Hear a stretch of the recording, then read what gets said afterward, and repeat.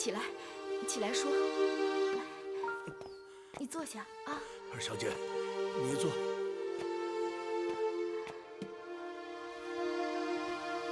我终于查清真相了，当年就是吴玉生的父亲吴秋桐，他带头在联名书上签的名啊。二小姐，汪家的血不能白流啊！二小姐，你一定要为汪家报仇雪耻啊！欧阳，我还是先去清风班找黄梅儿，你到时候碰到她，给我带个信儿，就说今天晚上我在鸿宾楼等她，叫她务必过来。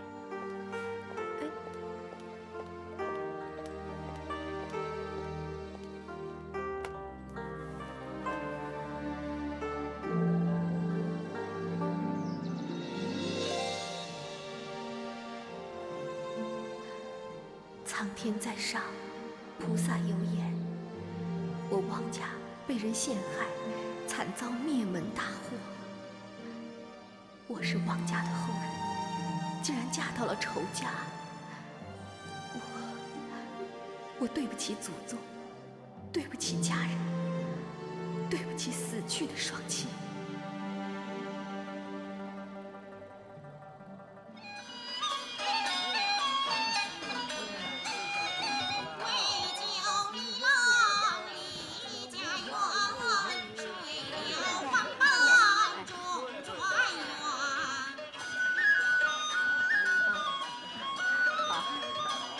你里边请。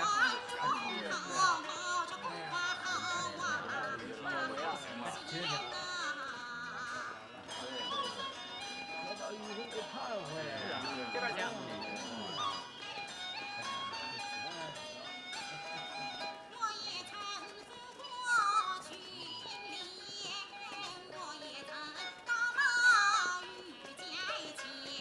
来来来，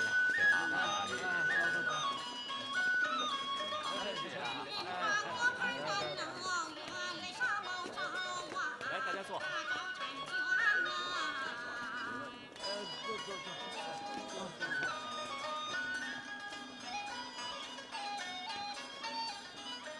我们全家人终于又团聚了。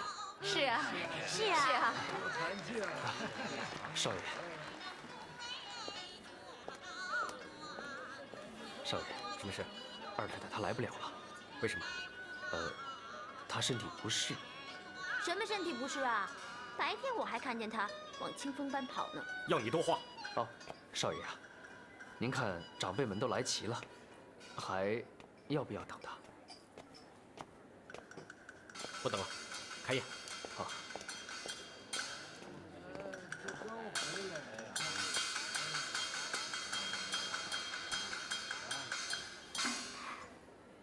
夫君，今天是你大喜的日子，来，我敬你一杯。来，大家一块儿吧。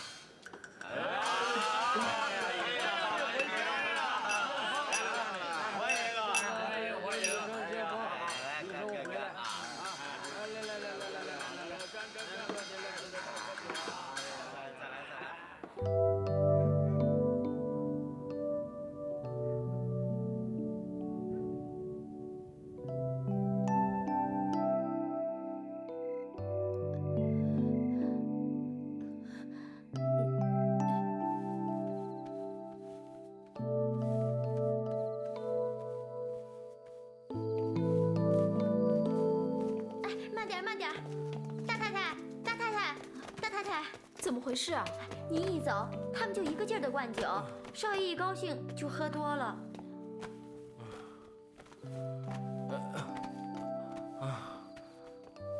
我还要喝酒喝多了伤身体啊。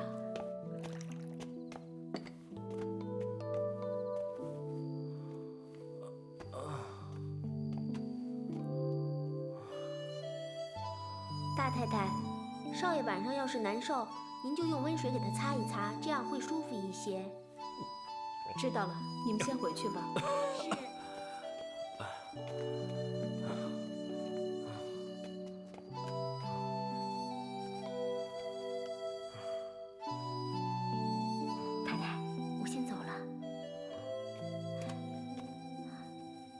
秋菊，是不是你搞的鬼？没有啊，他自己要来的。骗人！太太，我跟您说，他对二太太死心了，你还不信？走了。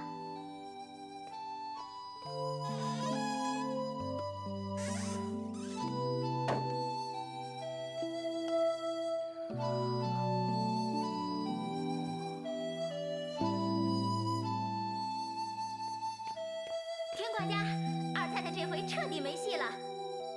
说什么呢？没头没脑的。大太太和少爷圆房了。是吗？嗯。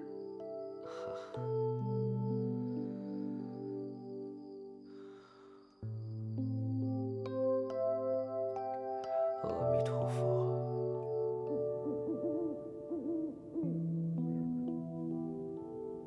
大太太总算熬到头了。哼，那我呢？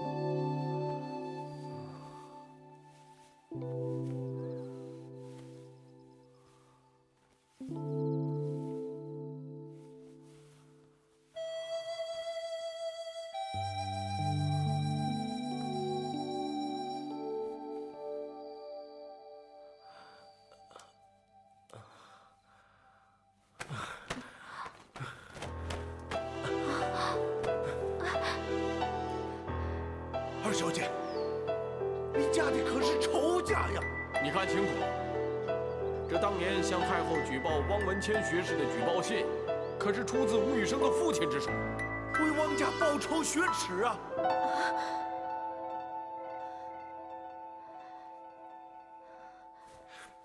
黄梅儿，黄梅儿，黄梅儿。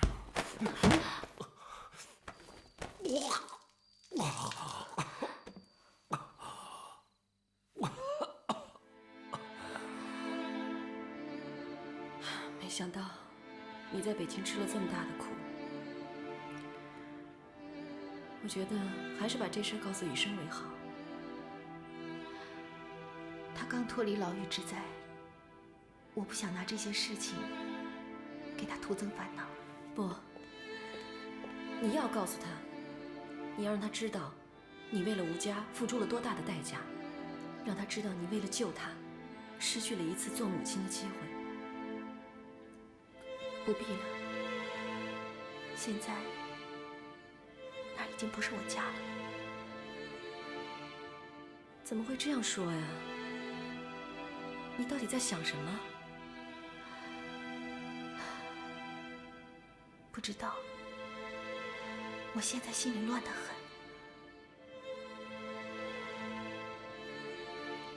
黄梅儿，你是不是还放不下祖辈的恩怨？可是，祖辈的恩怨跟雨生有什么关系呢？其实雨生也是很为难的。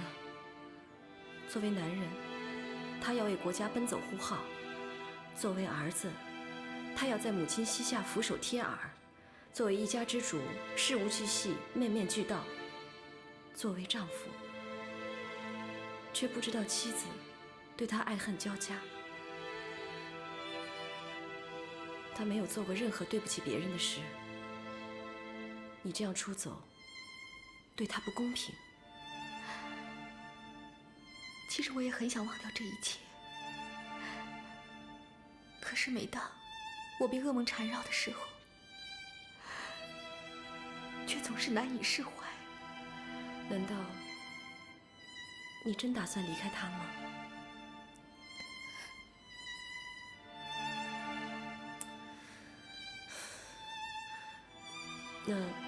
那我给你出一主意，你要真放得下他，真想离开他，我明天就去给你买票，送你去北京。到了北京，我父亲可以收留你，这样你就永远可以离开这个让你伤心的地方了。你看怎么样？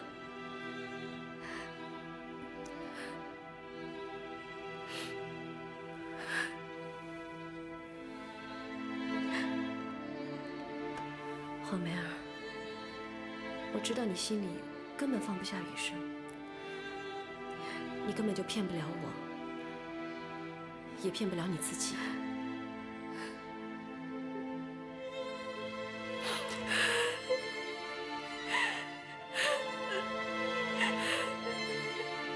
好了好了，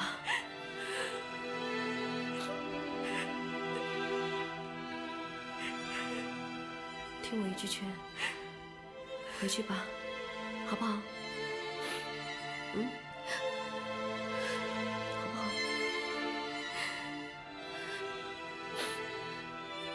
欧阳姐，谢谢你，请你给我一点时间。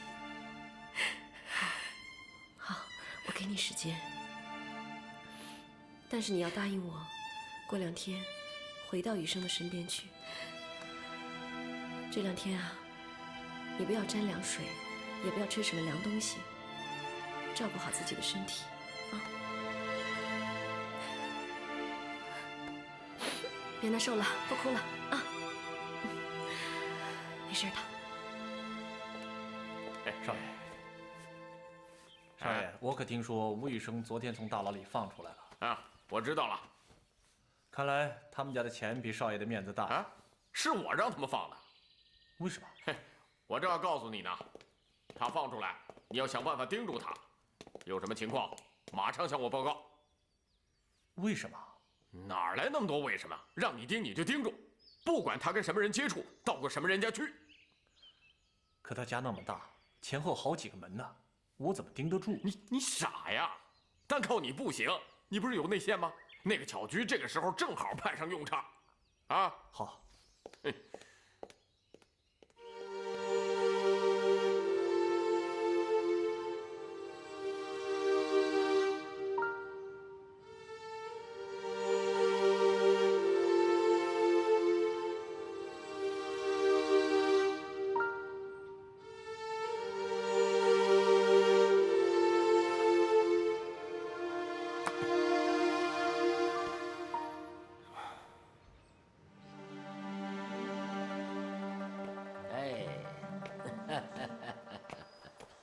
哎呀，哎，这是一点小礼物啊，来，收着收着啊。二叔，这不年不节的，怎么要您破费呢？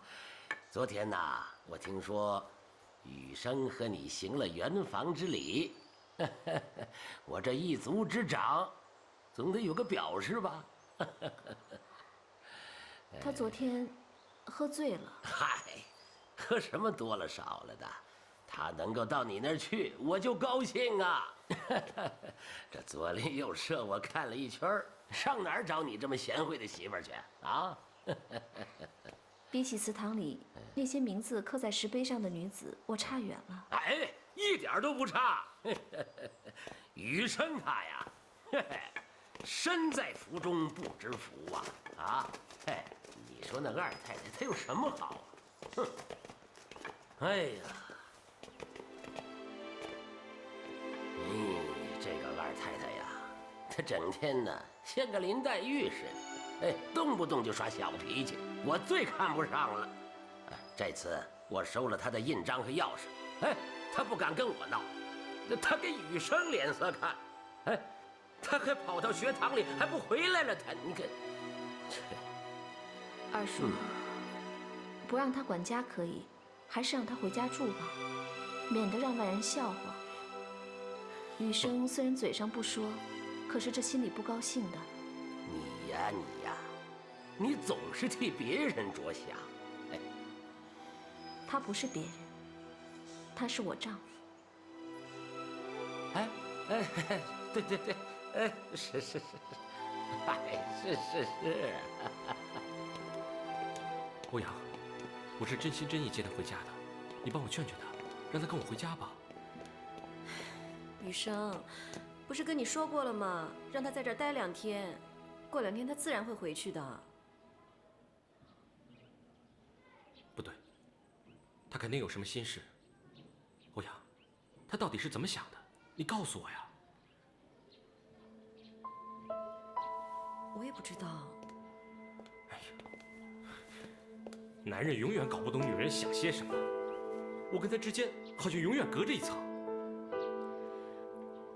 家大业大，是非就多。你是不是听到了什么，表现了出来，所以闹了什么误会吧？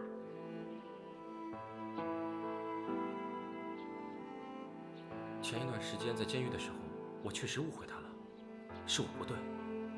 可是，黄梅儿她也不是个小肚鸡肠的人，不会因为这些事情就不回家了吧？雨生，你没有做错什么，这些都不怪你，你也别怀疑他对你的感情。只是这段时间，他的身心受到了很大的打击，你就让他在这儿待着吧，最好别勉强他。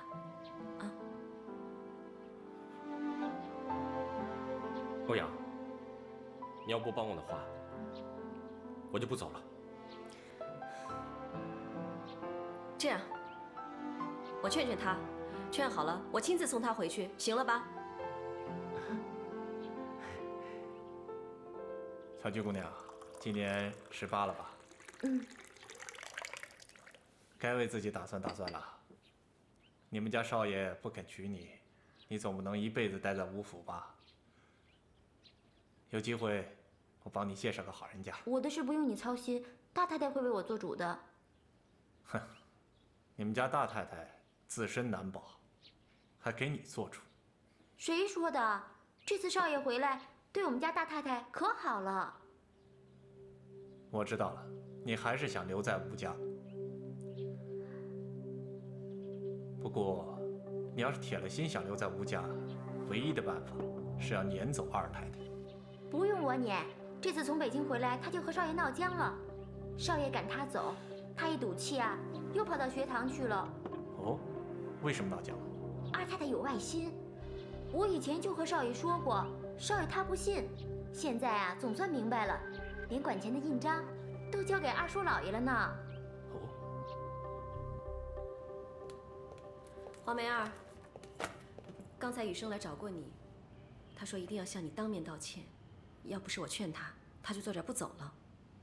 看得出，他心里很内疚，他还是深深爱着你。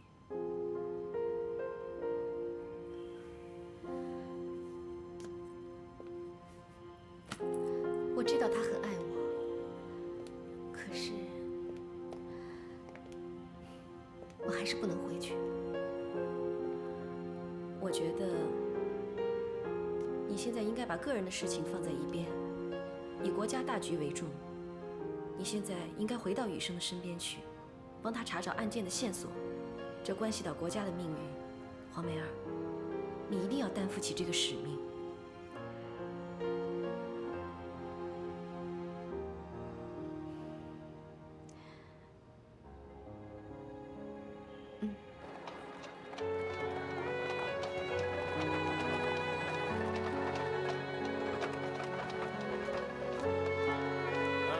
手脚都麻利点儿，把东西搬到少爷书房去。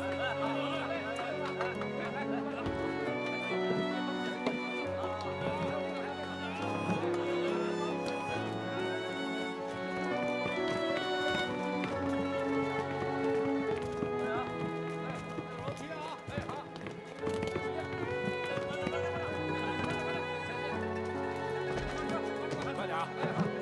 箱子放这儿。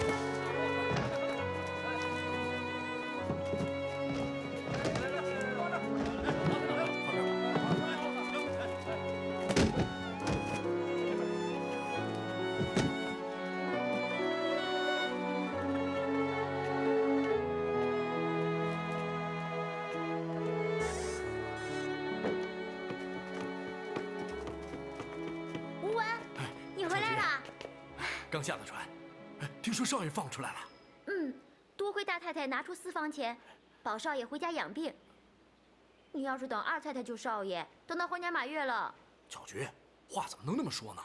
要不是二太太在北京找了许多有头有脸的人物，少爷是不可能出来的。算了吧，一个戏子能有多大能耐啊？哎，我说你才跟了他几天啊，就把他捧到天上去了。你别忘了，你可是少爷的人，不是他的佣人。我实话告诉你，是少爷把他赶走的。啊，少爷，小菊，小菊，说什么呢？没什么。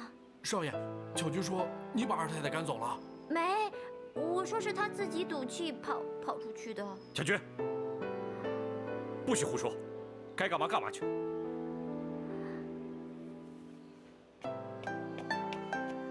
少爷，东西我都运回来了。真的啊？走，看看去。少爷，全都运回来了啊，全都打包运回来了。二太太她再三叮嘱我，要把所有东西都带回来，连张纸片都不能留下。好，太好了。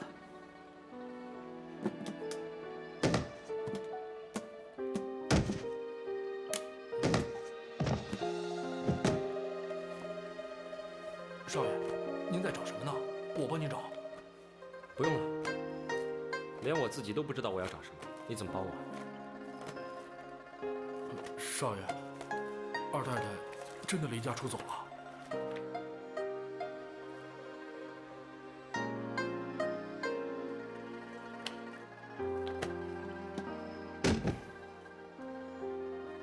你跟我来。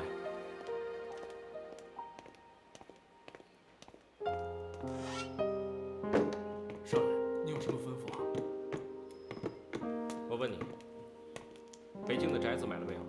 买宅子哪来的钱啊？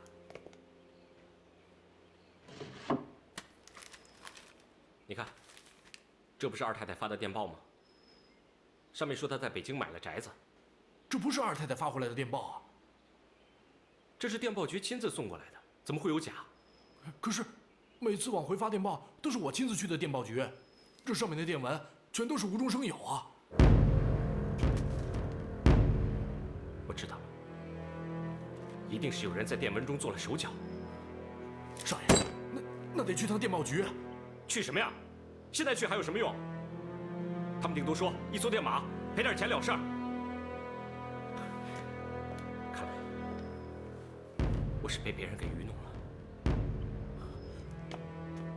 少爷，二太太在北京就2件事：找门路救您，找李大人送钱。可是李大人一直下落不明，还好搭上钱老这条线，才保你平安出狱啊。看来我是误会二太太了。少爷，还有一件事。什么事？说呀，别吞吞吐吐的。少爷，您最好不要惹二太太生气，她的身子还没完全康复呢。她怎么了？她是不是在路上病了？定是你照顾不周。不是，还敢狡辩？二太太再三叮嘱我，不要告诉您。可是我……什么事？你快说呀！二太太在北京流产了。你说什么？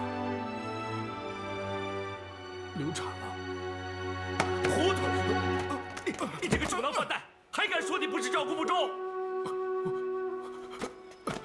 少爷，我请了郎中，郎中让二太太留意起居，可是二太太又淋了雨，又曾有激烈运动，所以……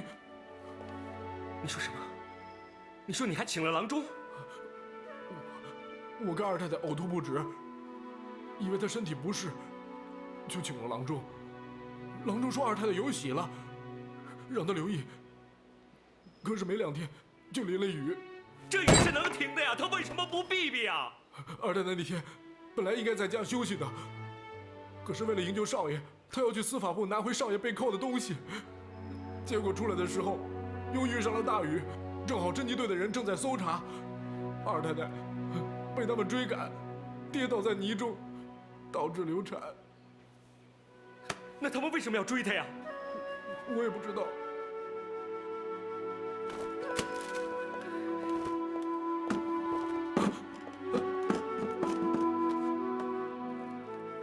黄梅儿，黄梅儿，你看，都是这些电报在捣鬼。我知道，一定是刘建雄在从中做了手脚。我错怪你了。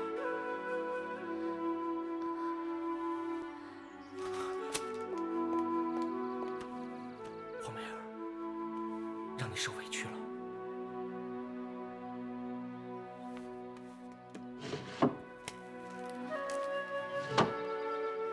这是你让我带给李大哥的钱，我在北京没有找到他，你拿回去吧。你是我太太，我怎么能不相信你呢？这个钱是购买军火的，你还是把它交给欧阳吧。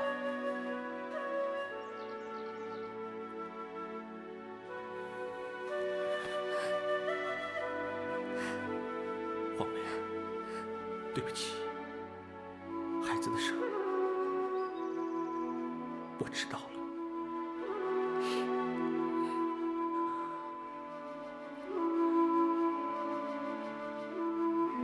别再难过了。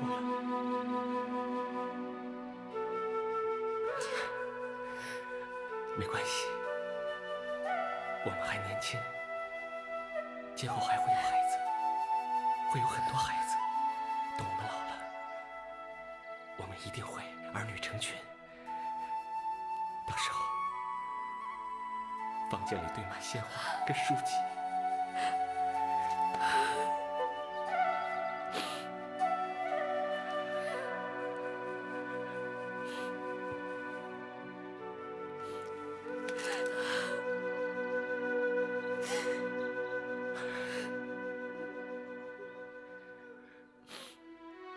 跟我回家吧。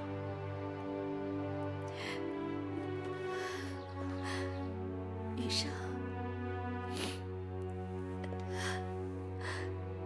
我现在身体还没有恢复，我想在这多住几日。好，你想住这儿就住这儿。你现在姑娘这儿，好好的住着。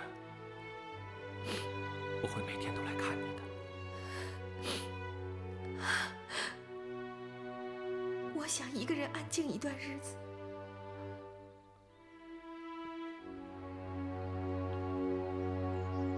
好，等你彻底消了气儿以后，我再接你回去。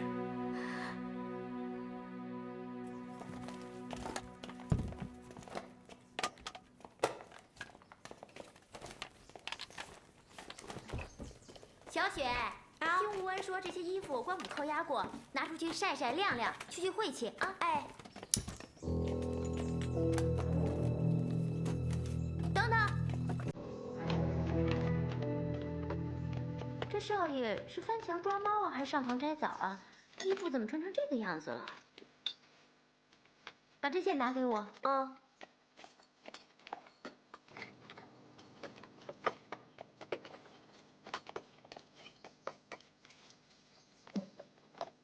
小菊姑娘，这扣子和衣服好像不是一套，那也比没有强啊。哦，那我晒衣服去了。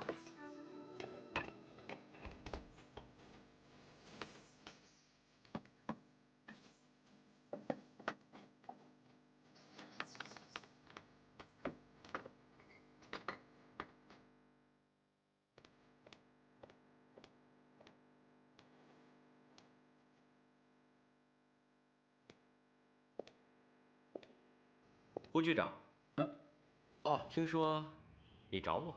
哦，吴公子啊，请坐，请坐。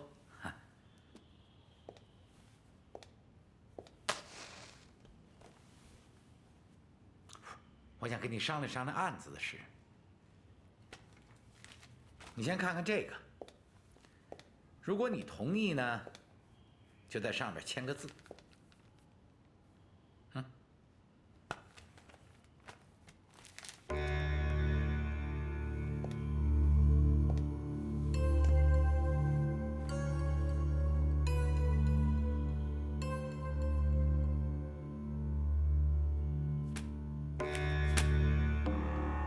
分明是叫我做假口供。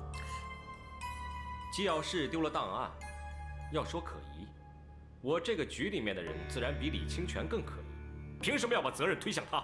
不是让你做假口供，是我真心想帮你。北京方面来了电报，档案失窃一案已经有了调查结果。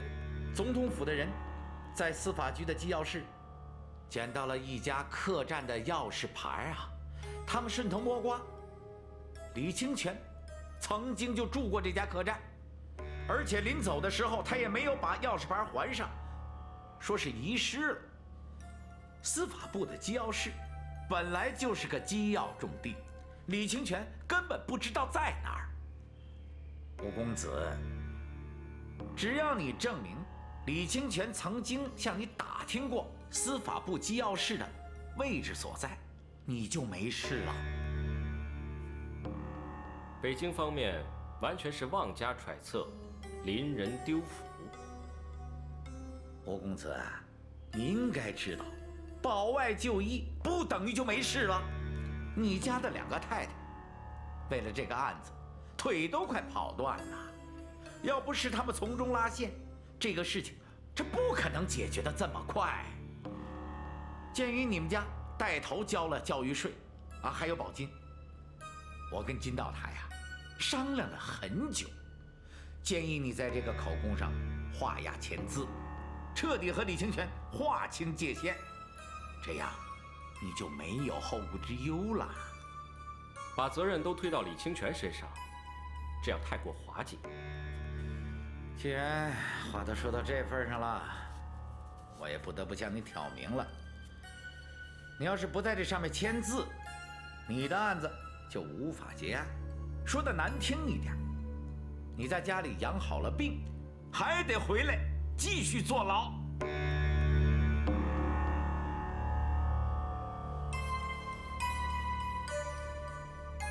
你在威胁我？我不是威胁你，我是把事实真相告诉你。你是这件大案的主要从犯，要不是司法总长亲自批示，你至少要判20年，甚至掉脑袋。我们根据上面的指示，让你回家养病，这是再好不过的台阶了。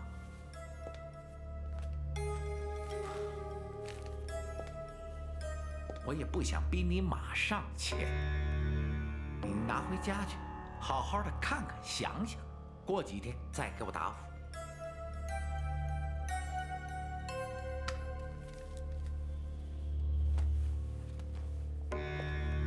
谢谢你对我的好意。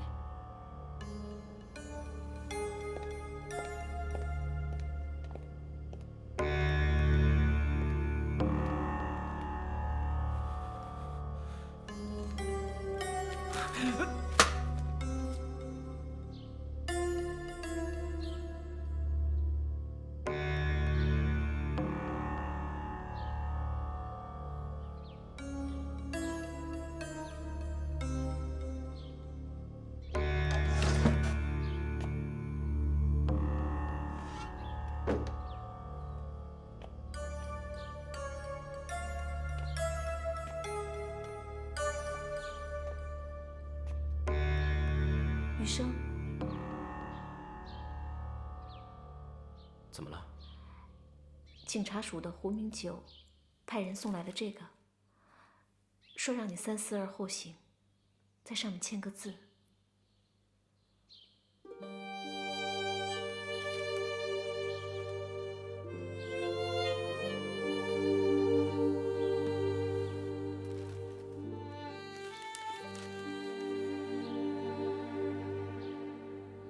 贤雅，这个字我不能签。他们想以此夺取清泉手中的兵权，说明袁世凯要有大动作了。你说我能签这个字吗？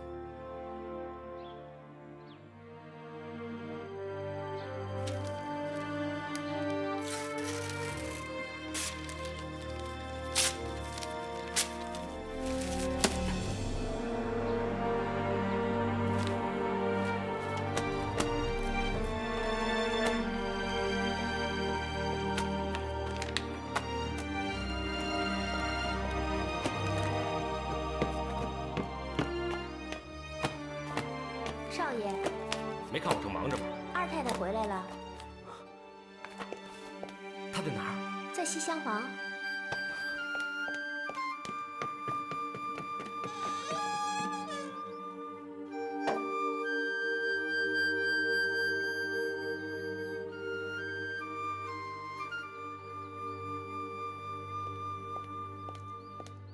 黄梅儿，黄梅儿，黄梅儿，你能回来，我真高兴。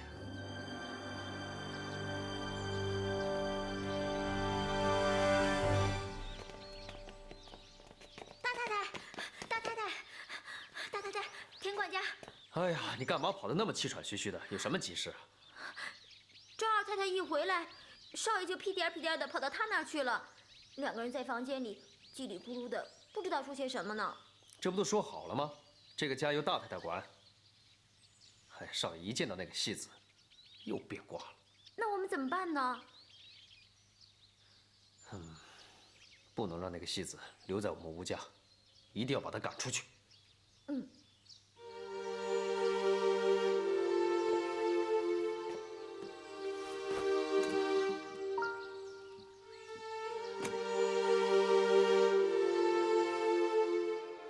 哦，对了，胡明九找我谈过话，他想让我签个字，证明档案盗窃案和清泉有关。他们怎么知道是李大哥做的？因为他们在现场捡到了清泉在北京旅店的钥匙。住店的人多了，怎么就能确定是李大哥呢？所以他们现在让我作证，他们就是想给李清泉加个罪名，趁机把他的兵权给剥夺。这一定是刘安邦的阴谋。我估计刘安邦没有这么大的能量，背后一定是袁世凯在主使。这个袁世凯想当皇帝，他不会允许和他有二心的人掌握兵权的。可是袁世凯，他不会亲自诬陷李大哥的，一定还是刘家人搞的鬼。哎，我有个办法。什么办法？我要求缉拿刘七，澄清此案有关的线索。这个胡明九总是拖着不办，他处处为难我们，我们也给他出个难题。我要求重新审理此案，这样一来，他就会手忙脚乱。等他们阵脚一乱，防不胜防的时候，清泉就有喘息的机会了。吴医生缠着鸦片案不放，成天跑到我的办公室来找我。同时，上书金道台正式提出要追查刘七口供的内容，甚至暗示你就是幕后指使。刘七不在，他能把我怎么样？他不但揪着这个案子不放，还把当年小裁缝和林雪莲的案子也提出来了，认为你串通了刘七，在大牢里纵火行凶，企图害死当事人。哼，胡兄，我做过什么事，你清清楚楚，是不是收了吴家的钱，或是上面口风有什么变动，跟着吴家后面起哄？我实话跟你说，吴家的事没完，不信你等着瞧。哎，你可别误会啊，我是好意给你提个醒。金道台关心此案，亲自问了这个事情，我不得不跟你打个招呼啊。他是个什么东西，你当我不知道吗？他骨子里头就反对袁大总统，他跟我不是一路人，诚心跟我作对。到时候我让他知道我的厉害，吃不了兜着走。吴家财大气粗，搞了半天还是把人给放了。哎，那不是放，是让他回家休养。哎呀，说法不同，其实都一样。你想，先是养病，然后呢再减刑，最后不了了之啊！哎，你害怕了？哎，我怕什么呀？我这次茶叶出口，我抢了头彩。哎呀，我只是担心吴医生回来以后，保底行会翻过身来。我都没怕，你怕什么？哼！不要忘记，董事长吴宇生这个人精通法律，而且他在上海法律界有许多的律师朋友。万一他要是在法律界请一个大律师，告我们作假证陷害吴家，再把谢裁缝和林雪莲的老案子翻出来，那我们就麻烦了。刘七躲到外边去了，他们也抓不到，没什么证据，想查也查不下去。哎，听说他这老家伙耐不住寂寞，偷偷的跑回来了。啊？